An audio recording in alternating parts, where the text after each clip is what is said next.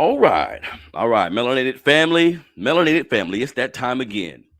How's everybody doing today? This is your brother Harrison. This is the Melanated Convo podcast. And this is one of my favorite episodes, right? This is what is this? The third installment. This is the third installment with my brother Chris Lodgson. Let's talk reparations, aka where the hell my money at? You know what I mean? And I've been really excited to continue talking to this brother about what's going on because the organizations he worked with, they're making an impact. I don't know if everybody's watching or not, but they're making an impact from like a political standpoint. I'm watching the Revolt Summit. The topic of reparations is on the table. People are being on code because, man, look, we Black, so we got a lot of different people inputting on what should happen. We got politicians, we got people who make money on YouTube, we got people who are teachers and educators, but being on code is how we're gonna get that bag. You see what I'm saying? So I'm appreciating everything that I'm seeing from everybody. So on the show today, again, for the third time, my brother Chris Lodgson from CJEC. How you doing today, brother? There you go. You repping it. There you go. I'm repping the brand. Hey, yeah. I'm good, brother. How are you? I'm doing great, man. I'm doing great. So I see you out here doing big things. And first, like I just told you, I gotta congratulate you. The brother was on the Tammy Mack show yesterday, representing and putting the word in for this reparations thing. So I salute you, man. I'm Thank proud you, brother. of you, bro. Thank you. I appreciate that, brother. And like I was saying to you, it's so many dope people that are part of this work, hundreds, if not thousands of people across the state of California that work with us at CJEC, the Coalition for a Just and Equitable California. So many people from the coalition partners that we have, the American Redress Coalition in California, California Black Lineage Society, et cetera, National Assembly of American Slavery Descendants, Los Angeles, the list goes on. And just regular Black folks and everyday Black folks, as we like to call ourselves. We just everyday Black folks working for reparations and reparative justice for those who descend from U.S. slavery right here in the state of California. Definitely. Now, something I wanted to ask you, when talking about the CJEC, was that organization established strictly to kind of help and give a perspective on the reparations? Yeah. Wow. Okay. Yeah, okay. We are the only, from what we know, we're the only organization in the state who just does reparations. We were born for reparations. That's all we do. We do reparations work and we do stuff related to reparations, what we call reparative justice work. So stuff related to reparations. But yeah, we're the only organization in the state born for reparations, specifically for those who descend from U.S. slavery here in the state of California. Yeah, definitely. And also something I want to ask, like that, I know we have a long way to go, and to get this money, like there's no time for celebrating or none of this, right? But I'm sure it feels good, bro, to be a part of a movement that is shaping history, because as I read, this is what I'm learning, right? I know how important this has been to me. We've been talking about it, but I'm learning as I read, and the articles are telling me, hey, they ain't never got this far. Never. We've never been this close. Come on now. We've never been this close. I've been saying that. I think I'm quoted in a few of the stories saying that we've never been this close to reparations. And I want people listening right now to stop for a second. And whether you're watching live, whether you're watching the replay, stop for a second and recognize and realize that we've never been this close to reparations as a people since the end of the Civil War. Since the 40 acres and a mule. So for the last 100 plus, 50 plus years, we've not been this close to reparations, and people are going to be writing about and reading about and talking about what you did and what I did and what we did 25 years from now, 50 years from now, 75 years from now, 100 years from now, because California is closer than ever. The country is closer than ever. And I believe California will be the first state to actually do reparations. So you're absolutely right, bro. And I'm sure if we get it, that's going to reverberate to all the other states. Most of them, some of them, it'll happen, you know, and so how do you feel about the naysayers? I know you're doing the work though, right? Because doing what I do, I come across a lot of people who tell me affirmative action. I've had a couple Black people tell me affirmative action was reparations. Nope. Y'all don't need no reparations. Nobody else got reparations. When I talked to them about what me and you talked about, they gave me the different clauses and why it was different. How did you approach those conversations with even some Black people who think this isn't a possibility? Yeah. So, wow, it's funny you asked that, because in the show with Tammy Mack, there was actually some conversation about that with two brothers who were saying similar things, that we don't need reparations and that we don't. And one of them was saying, I don't even want the reparations. And I approached the conversation in a couple different ways. It depends on who I'm talking to first. And I always realize that first, not everybody's going to agree on everything. So I have that understanding already. Not everybody's going to agree on everything.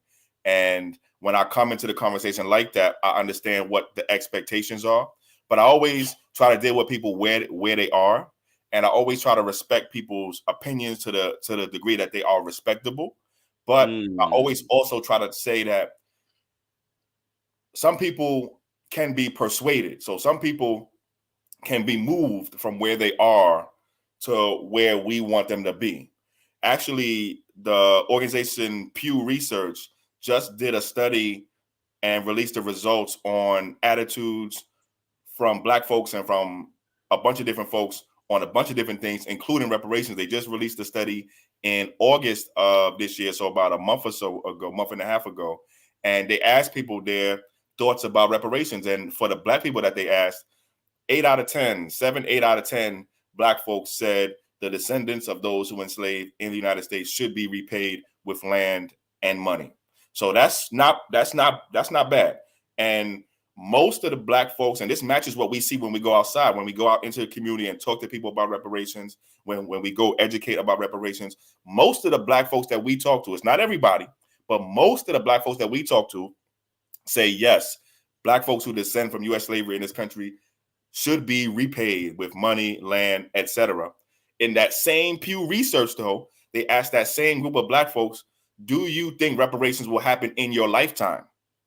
And 8 out of 10, almost 8 out of 10 said, no, I don't think reparations will happen in my lifetime. So you got this two things going on. Most of the Black people we see and we talk to say, I do believe that the descendants of U.S. slavery in this country should be repaid with land or money, etc. That matches what we see when we go outside. But we also have the other side where Black folks are saying, I don't think it's likely. I don't think it can happen.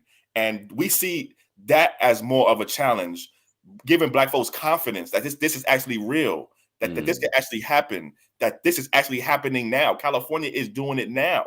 California is the first state to create a state reparations commission. There's never been a state to do this before. And so we do see people who, again, it's not everybody, even some Black folks say we don't deserve reparations and we don't need reparations, etc. It's a small group of those folks. For those folks, some of those folks can be moved, some of them can't. When the researchers at Pew asked everybody, so not just Black folks, do you think the descendants of U.S. slavery in this country should be repaid?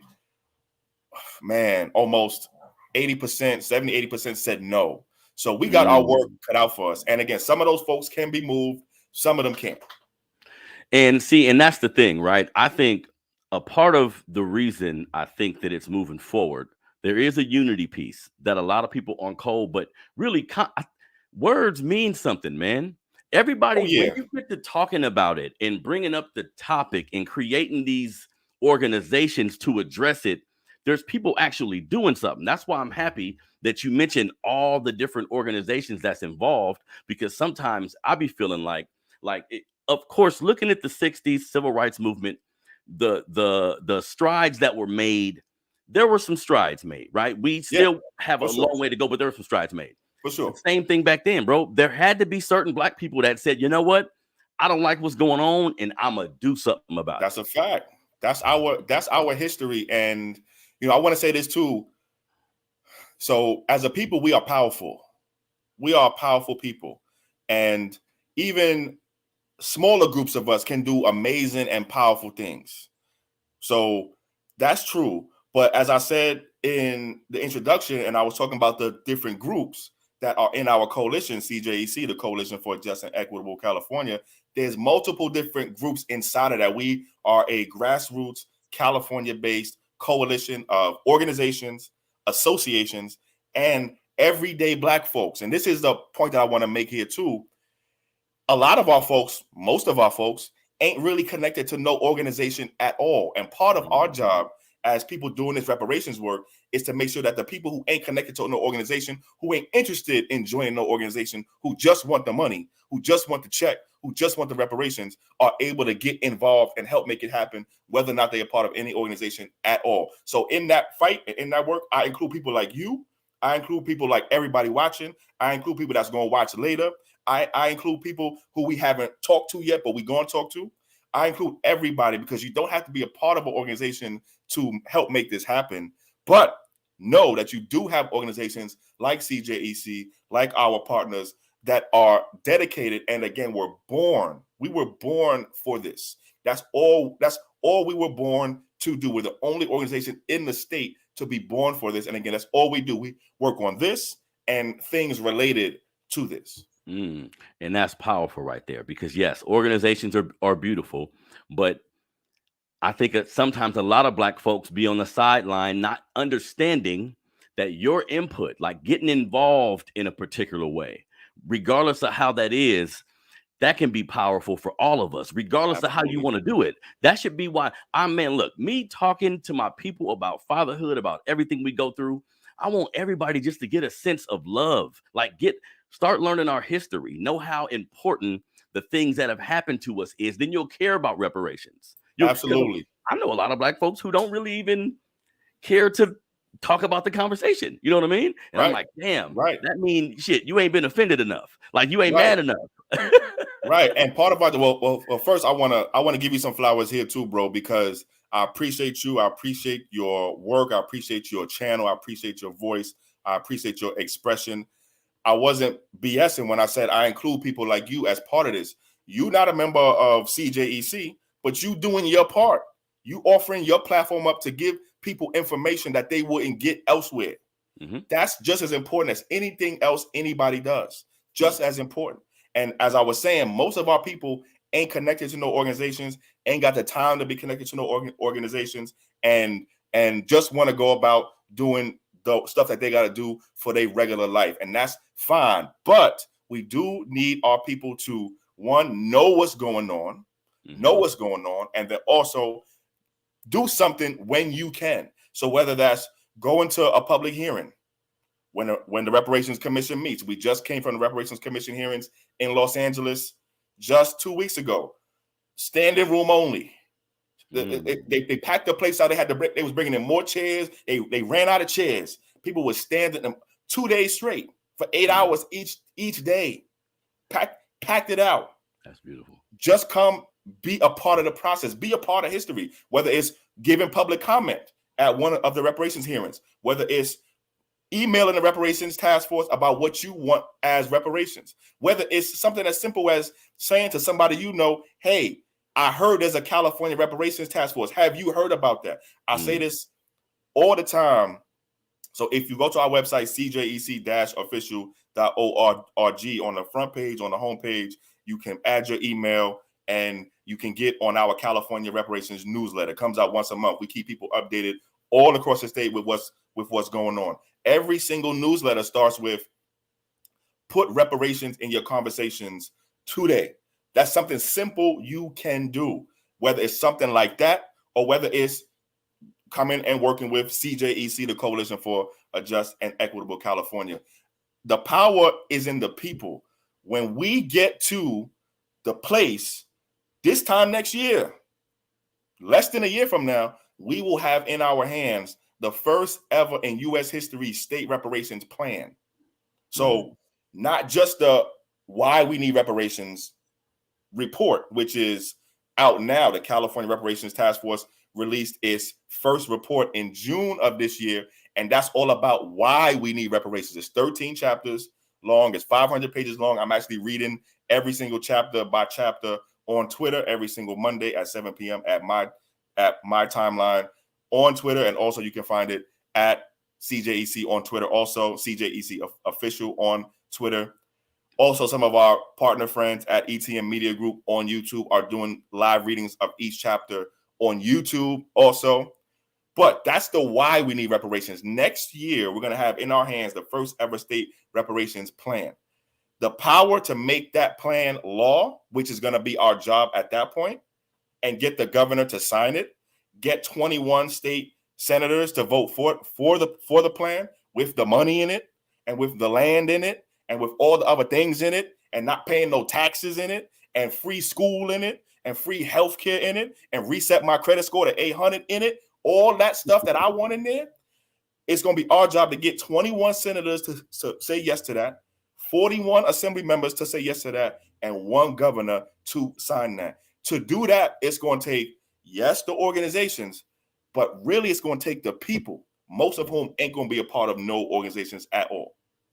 That's dope. And like we talked, yeah, that's definitely necessary, bro. Now, I was just thinking about something. That plan you mentioned to me that needs to be done next year. Now, I was reading an article that there was a bill introduced that was going to extend the time you guys got from next year to another year, as well as create a clause that allows them to switch some of the members. I'm like, okay, come on. We're not doing none of that. We ain't doing none of that. We ain't doing that. We ain't doing that. We ain't doing that. The task force, the Reparations Commission task force. So you're talking about, and for those who want to look it up, there was a bill called AB 2296. So if you Google AB 2296 2022 or California 2022, you will see a bill that was vetoed by the governor last week. The governor said, we're not doing that either. Y'all don't need no more time. Y'all don't want no more time. But there was a bill that called AB 2296 that would have, just as you said, delayed the end date of the California Reparations Task Force by 1 year. So instead of July 2023, when the task force is supposed to end, it would delay it to July of 2024. And it would have let task force members be removed, what they call at pleasure, meaning at will. Y'all know how we got employment at will, meaning you could be fired for no damn reason at all. That was in there.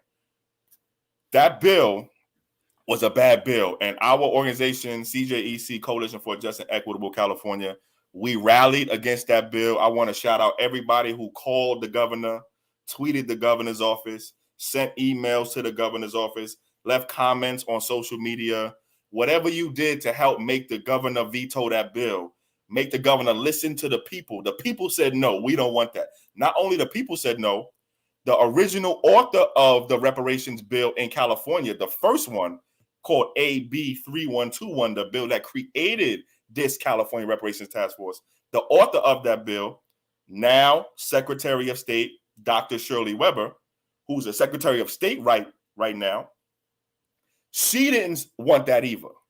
She didn't want that. So she was also supporting the veto. And by the way, a veto means that it is not happening, meaning it's canceled, meaning it's not gonna happen. It doesn't become law. The original author was against it. The people were against it. And let me add one more thing or two more things here quickly. The California Reparations Task Force itself never asked for the bill. The task force itself never asked for more time. As a matter of fact, task force members didn't even know that there was a plan to give them more time. They were finding out from us, literally. They were finding out from us. We were sitting in meetings with task force members one-on-one, and we were saying, hey, did you see this bill that's going to make you work for another year and maybe get you removed for no reason at all? They said, what? I didn't know this. They didn't even know.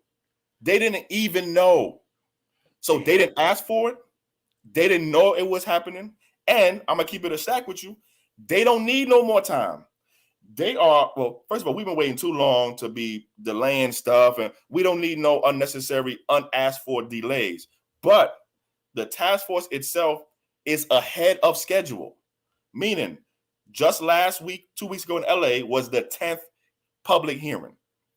By law, the law that created the California Reparations Task Force, I will Google this, AB 3121, says that the task force has to hold 10 public hearings in 2 years. They reached 10 public hearings in their first year almost, meaning they are ahead of schedule. They on track to do like 20 public hearings. Plus, they added 12 community listening sessions to get more public input, more public participation.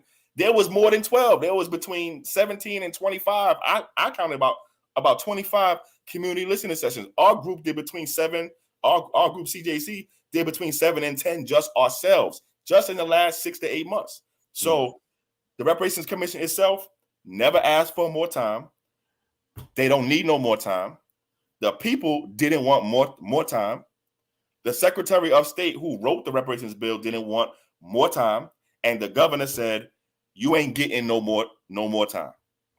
And this is so crazy, man, that's why I'm so proud of you, brothers and sisters, man, because this is how they come at us, bro. Oh, yeah.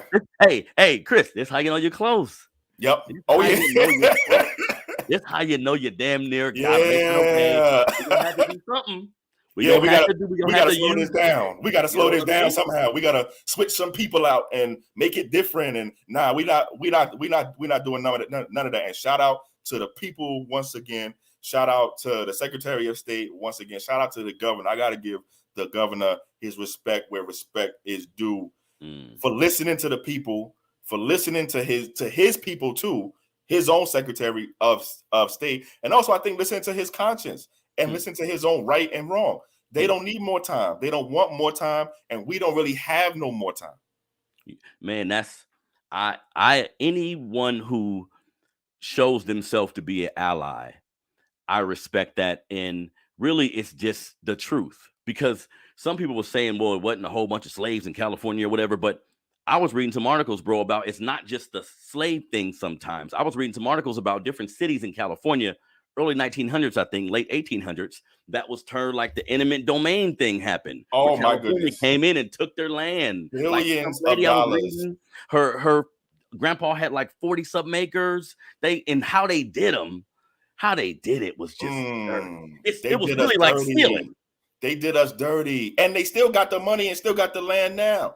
They did us dirty. First of all, there was slavery in California, as you just said. There were thousands of slaves in California before there was a California or a state called California in the territories that became California, and after California came into the United States in the 1850s, late 1840s, etc.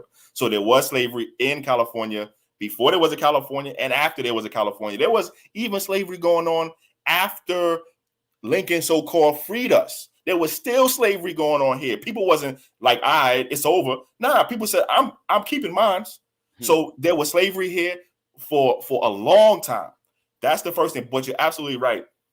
The California Reparations Task Force is by law required to create reparations plans and remedies for slavery and the afterlife or legacy of slavery and the impact of that afterlife of legacy or legacy of slavery on the descendants of U.S. slavery.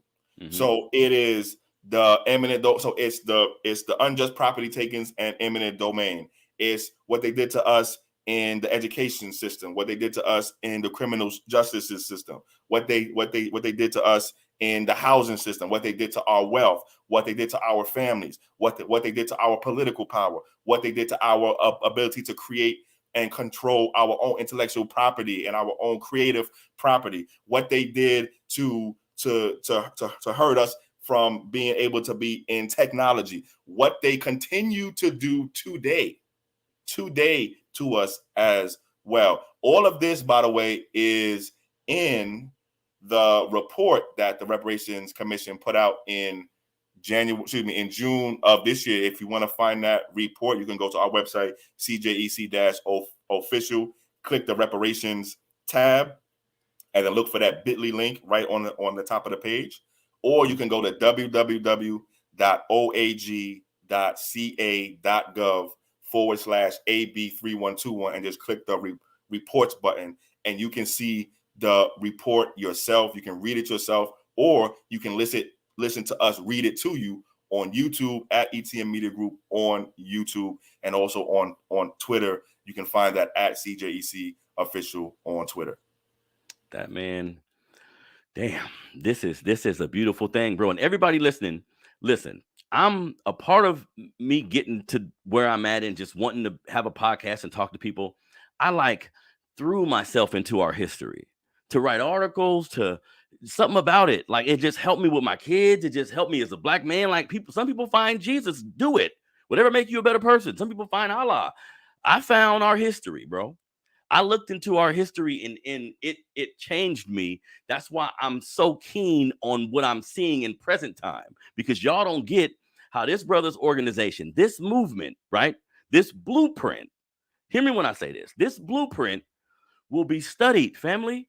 This blueprint, they will reference it. And it's only 13, 14% of us, maybe more. They, how they do us, but we need to understand that this is all a part of the process. If you was into all the civil rights struggles and the people, because there was actual people who were dying and not sleeping and messing up their relationships, using all their free time. Yes. There was people that helped do that. Some of them died. Some of them are still here. But the point is, man, we need people on the front line, family. And I'm happy you mentioned regular people. You don't have to, and sometimes your non-affiliation is your strength on the law. Oh yeah, that's what's scary. That's what's scary when it's everyday people. Yep. When it's because there's more of everyday people than there is organizations. Yes. There's more people who are not in organizations than there are people in organizations. Mm-hmm. And when you can show that I'm regular, just like everybody else, and I care about this, and I'm interested in this, and I'm paying attention to this. And you just said something that I thought was brilliant. The history, we in history right now. We are making history right now. So the people that we read about, and some of the people that's not named, that we know were a part of it, the people that you talked about, the unnamed heroes and sheroes, the people that don't get talked about, that's us right now. It's our turn to be those people. It's our turn, and we are doing it. And I'm proud of California. I'm proud of everybody who's a part of this, whether you was a part of this from the beginning, whether you just learning about it right now. I'm proud of you, because this is how we actually do history. People, as I said, are going to be writing, reading, talking about what we did 50, 100 years from now. That means we are the history right now. Yep. And this is all important, family, because you were mentioning how you don't have to be a part of an organization. You don't have to. And this is true. And this is Black folks. Use critical thought and join whatever you like, but use critical thought, not tradition. You don't have to be a part of nobody's organization to love your people. I am a part of an organization, Chris. It's called Black Empowerment, family. That's a fact. That's the organization I'm a part of. That's a Wherever fact. you at, you want to go to church, you want to go where you want to go with fact. it. I'm gonna follow you there. That's as long as you empowering my people at the end of the damn road. That's all it's about. That's why I'm gonna dress like I dress. I'm not gonna change how I look and where I come from and how I like to give it up and what I like to do. No. But when it come down to it, where the meeting at? Where we empowering the Black folks? Right. Where we revolting? Right. Because I'm ready for everything. See, look, the history showed me I love my family and I'm gonna support them and set a legacy for them. But my people, listen to me, y'all. It just so happened I was born Black. I didn't ask for that. None of us asked for it. I know we got lucky. There's a responsibility, though. There's a high level of a responsibility because you live somewhere where they doing you dirty in your face deliberately year after year, and they're in every facet, every people activity you pick, economics, school, war, pick the people activity, they treating us dirty in that activity, whatever that may be. You see what I'm saying? So if you Black and you walking around this country ignoring the injustices that we face, you're doing us a disservice. I'm not asking you to be Chris. I'm not asking you to be me. Pick a way you want to do it. Right. What you do? You do art? You like sell flowers? What do? You're a teacher? You like There you just a go. good dad or a good mom? Teach your kids history. This ain't Right. about emulating nobody else. Like the leader is the movement, family. Right. You see, Chris? Right. Yo, that was brilliant, bro. Nah, I couldn't have said it any better. I cannot say that any better than you just said it. My bro, you absolutely right. This is the power to do this is in the people. And I want to give people a sense of where we are right now. So, as we said, the Reparations Commission is going to release the reparations plan in July of 2023. They're holding more hearings between now and next July, more public hearings. And the next public hearing, by the way, is in Oakland on Wednesday, December 14th, and Thursday, December 15th in Oakland. It's going to be in person and virtual too. So stay tuned also for the specific location and the specific times, but save the dates. Wednesday, December 14th, and Thursday, December 15th in Oakland, California. If you're in the Bay Area anywhere, I need you to show up. I need you to be there. Bay Area, wherever you at, in and around the Bay Area, East Bay, et cetera, be there. We need you there. Between now and next year, the Reparations Commission is holding public hearings and is creating with the public the reparations plan. Then that plan gets sent to and given to the state elected officials and state politicians for them to decide to actually put into law. We are going to have to, once we get that plan, we're going to have to motivate them, urge them to make the plan law. That means we're going to need an army of people. We're going to need an army of people. And that's why we doing what we're doing right now, involving people in the process of creating the thing while it's being created. We don't want to wait until there's a plan to say, all right, y'all, here's your reparations plan. And whether or not you like it or not, this is what it is. And now help us make it. No, we want you to be involved in making the plan so that way you invested in it so much that you then work with us to actually get it into law. We need 21 senators, 21 out of 40 senators. We need 41 out of 80 assembly people to vote yes on the plan. And we need the governor to sign the plan. Next year, this time we will have the plan in hand, and then we could see the finish line. We could see the finish line. And that will, as we were just saying, be history. California will then, when we're successful, be the first state to actually do reparations. We have a state reparations commission now. We made history with that. Now we're going to be the first state to actually do the reparations. And as you have said a couple times here, and you're absolutely right also, other states are going to see it and say, oh, if they could do it, we could do it. And more importantly, the federal government, the national government is going to see it and say, I think it's time for us to do it for the whole country in one shot. The whole country.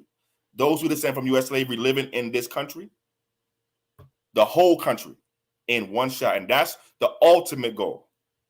And I'm hopeful. Like, I think it's going to happen. Like, because as much as I read and get the disparities in income, in healthcare, all these are financial. This was a blatant, and still to this day, our community is still being attacked in all these different ways. We've shown, if you leave us to our own faculties, leave us alone, let us figure it out on our own.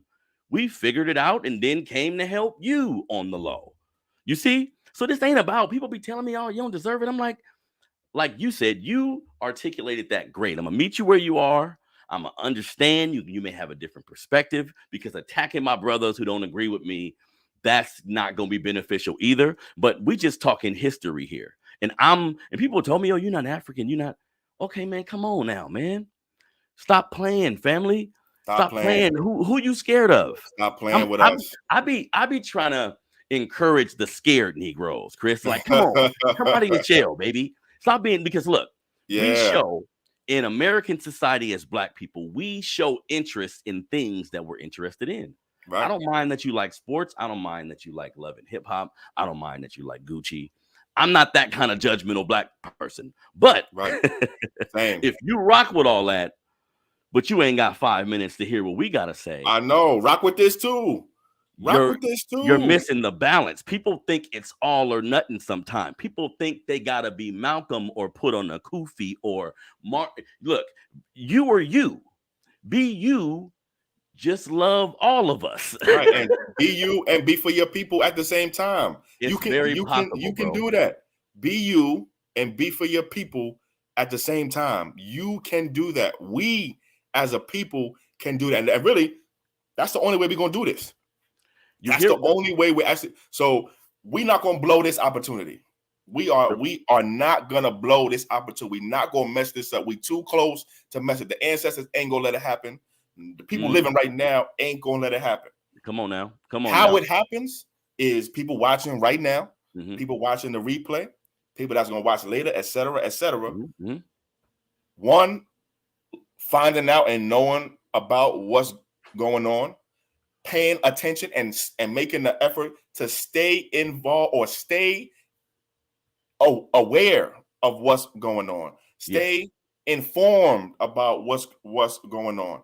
As I said, we have a California Reparations newsletter. If you go to our website, CJEC-official.org, the homepage, put your email in there, and we will send you a newsletter once a month with everything you need to know California reparations.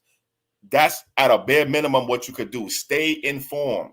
Bare minimum. Stay knowing what's going on. And then, as you know what's going on, you'll also know how you can participate, how you can support, how you can help. But that is how we actually get to where we're going to get. And look, Black people, I'm trying to appeal to all my people. I know that's why I changed my show to the Melanated Convo, because I'm talking about everything. You a rapper, let's talk. You a politician, let's talk. You a teacher, let's talk. Everybody has a role to play in this fight. We just have to see it as that. Like I say family a lot on the show. This is purposeful, y'all. Like, we have to see each other as one. This is going to help everything, because look, there's a trickle down effect to loving your people. If you start reading the newsletter, getting the details, understanding, they reference somebody in history, you look it up, right? You start getting interested, then the jealousy you may feel for another Black man, the looking at somebody doing better than you in the Black community, all of that can be addressed with slowly but surely getting an understanding of what we've been through, and it'll empower you and really upset you, and the country give us a bad rap when we've never got upset and just went on the wrath of hurting people. Like, that's not African, that's not Black folks. We don't do that. But that you can channel that energy. Whenever you see a problem, whenever something continues to be a problem in your mind, like this is a problem, this is a problem, this is a problem, your brain is going to start looking for a solution. Oh yeah. What it does, and I want to add on to what you said, it shows us what we got in common. So those of us who descend from U.S. slavery in this country, 90% of the Black people you're going to meet going across the country are descendants of U.S. slavery. Most of us ain't doing as well as we want to do, we could do, or we should do, because of the history of how slavery was and how it affects us today. So if we talking to people about, the government of California, the government of the United States owes us money. Let's make it plain. Somebody owes you money. How you feel about that? Do you want your money? In everyday life, if somebody owes you money, you want your money back, right? Why is it any different here? If somebody owes you money, you want your money back. And I don't care how long ago they borrowed the money or took the money, especially if they stole the money from you. I don't care how long ago it was. You want your money. And that's the kind of time we on. That's the kind of energy we got to be on. We want what was stolen from us. We want what was taken from us. We want to be able to do whatever we want to do for our families. We want to be able to do whatever we want to do for our communities. We want to be able to self-determine our lives. We want power in this country, the power that we are owed in this country for having built the biggest, most powerful country in the world, and in California, the 5th largest economy on planet Earth. We want what's owed to us for that, and we're coming to get that. And that's what we're going to do. And until we get that, no rest, nothing. We're going to get that, or we're going to do nothing else until we get that. There we go. There we go. And that level of determination got to be there, man. So black folks, you need to take this serious, man. You need to see this as, because look, I just did a show yesterday, Chris, about like kids in school getting black kids in school getting racist treatment and parents not really knowing what to do and all this. That's right? An epidemic, man. Look, man, this is really all tied together. I'm trying to tell people it's all tied together. Once you start on the love movement, you won't stop. See, you're gonna be protecting us behind our back. Facts. And that's really how it has to be. Because the reparations thing, what I'm seeing, like I said earlier, is we getting on code. Look, if we black, right? Let's say we don't like each other for like a really good reason, right? When it comes to all of us, when it comes to something for all of us, you got to put it to the side and be able to sit next to me for however long it takes to get this done, and we can go our separate ways. But they attacking us. Oh yeah. Yeah, I'm glad you talked about the education, because that is a part of the continued attacks that we've been under since the end of slavery. It's actually what you talked about yesterday on your podcast is actually a legacy or one of the afterlives of slavery. Yes. So it's one of the ways that slavery and what happened during slavery continues to get us today. It's a reason they call it the playground to prison pipeline. It's a reason they call it that. It's a reason why our kids are attacked in schools, are attacked in the classroom, are attacked after school, are attacked by the teachers, by the school administrators, by the so-called school resource officers, which is just the police, by the police, by et cetera, et cetera. It's a reason that they want us to be hurt in our minds and in our education. It's a reason for that. And that's because of the legacy of slavery and because of how they see us, specifically those of us who descend from U.S. slavery in this country, and where they want to keep us. And part of what reparations can do and will do is actually fix that. And more importantly, give us the power to fix that. So let's say, as a part of reparations, the state says, yeah, we're going to give all y'all money. We're going to give all y'all wealth. And also, we're going to give you the power to create your own schools. We're going to give you the power to homeschool your kids at no cost if you want to homeschool your kids. We're going to give you the power to change the schools that exist now so that they don't do damage to your kids. Imagine, look at how we got it right now, where we sending our kids to school and the school doing damage to our kids. We sending our kids to a place that they supposed to learn. Sometimes our kids are in the school longer than they are at home with us. Yeah. 6, 7, 8 hours a day. And they got to be under attack there. Nah. So imagine, and this is why I want people to start doing more of imagining what we look like after reparations, what we can do after reparations. We can have the power to create our own schools en masse, to homeschool our kids if we choose to make big, real changes to what the schools are doing to our kids now, if we choose to send our kids to the public schools, et cetera, et cetera. And this ain't just for the, let's say, K through 12. It's also for the after college or college and after college. It's also about what we get for going to school too. I said this on the show with Tammy Mack, and I'm gonna say it here because I think it's worth repeating. By the way, I think that's a great point that Darlene is making. Shout out to Darlene. Reparations delayed is reparations denied. Absolutely. We don't need no delays on the reparations. But I want to make this point about the education piece. So this was true in 2016. This was true in 2019. It's probably true today too. We only get this data and this information every 3 years. It comes from the United States Federal Reserve Banks.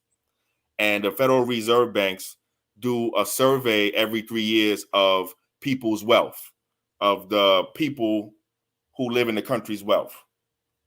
And what they keep showing every 3 years that they show us this is that right now, a household, so there's a house right now on average. So on average, households where the head of the household is white and is a high school dropout has more wealth than a household on average where the head of the household is black and has a college degree.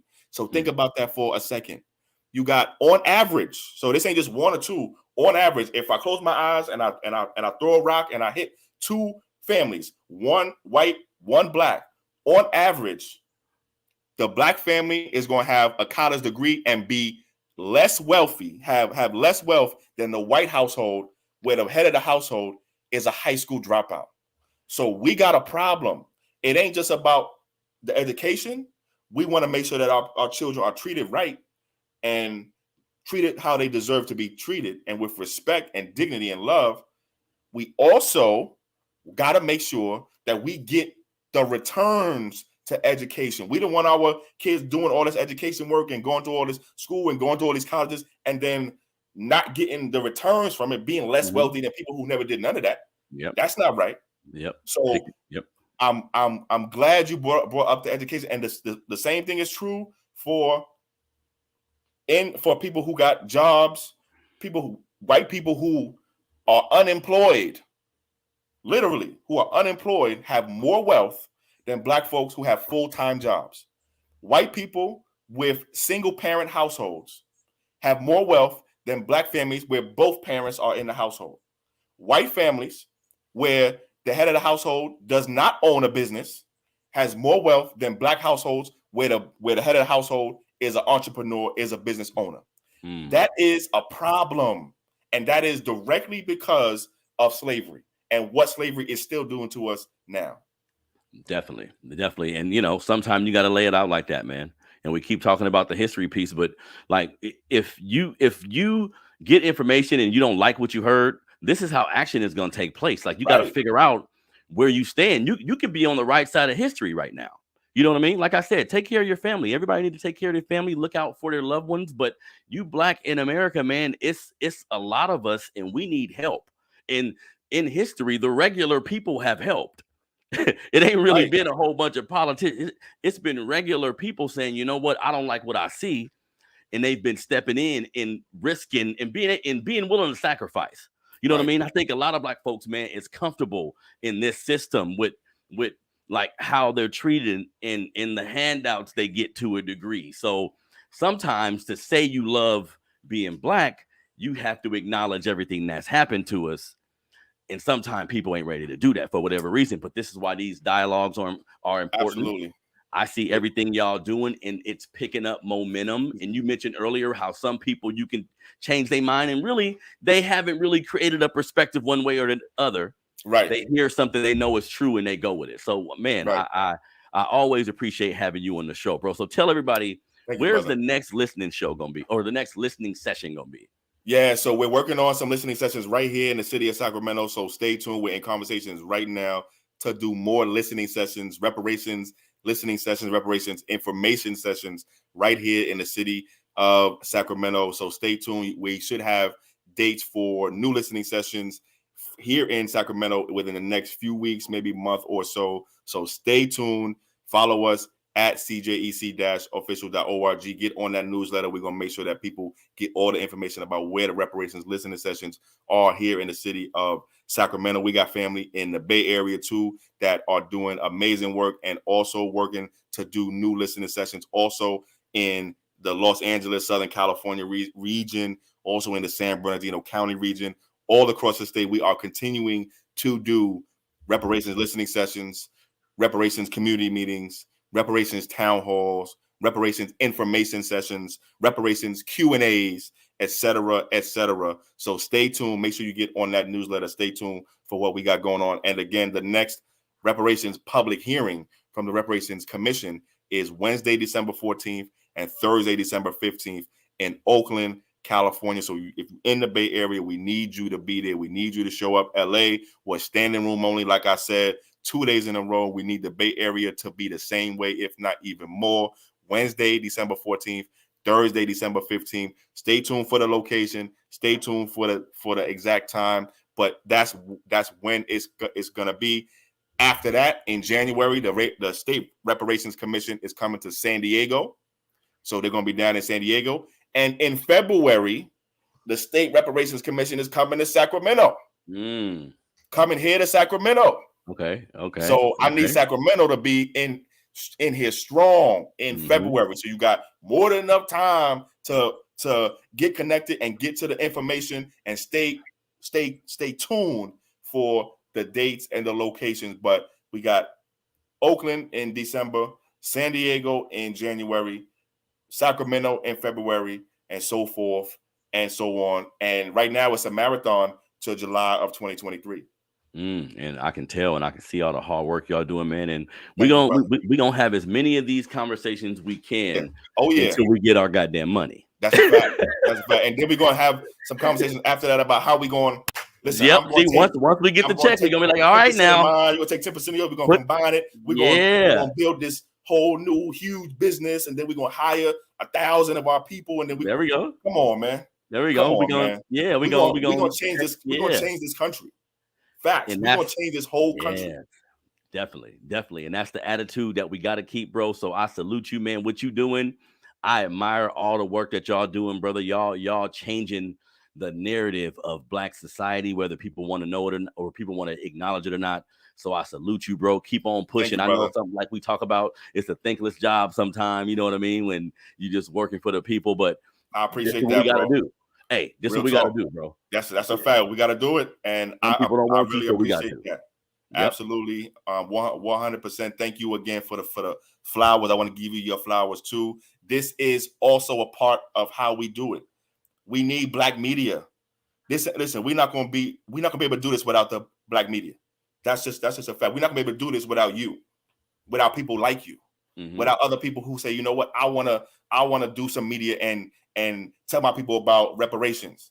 That the Black media will be a part of the army that gets us to reparations. Because I'm gonna tell you right now, there's gonna be all kind of people talking about why we shouldn't do this and shouldn't get. We ain't trying to hit none of that. We're gonna have our own voice. We're gonna have our own media, and that's gonna be strong, and it's gonna be strong enough to get us to reparations. So again, I want to thank you. I want to appreciate you. Give you your flowers. Thank you for your platform. Thank you for opening space on your platform for me. Let's do this as often as possible. I think once a month or something like that is great. So let's make sure we keep that going. And brother, I just appreciate you. Thank you. Definitely. So everybody, this has been another episode of the Melanated Convo podcast. You got to care, man. You got to care. All this is important. Even if you're not in California, look, I think one of the top 2-3 biggest states in this country. Probably one or two.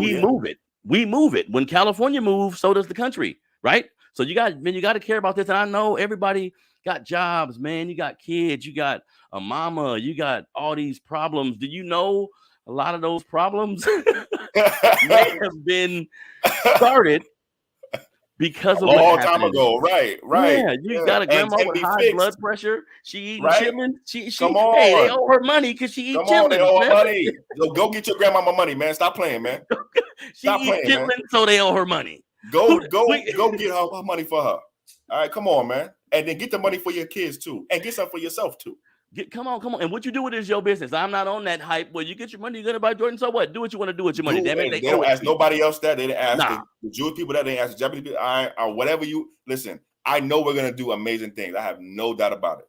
Definitely. Well, everybody, thank you again for tuning into another episode of the Melanated Convo podcast. This brother, man, is I'm happy we decided to do this regularly because something is happening here.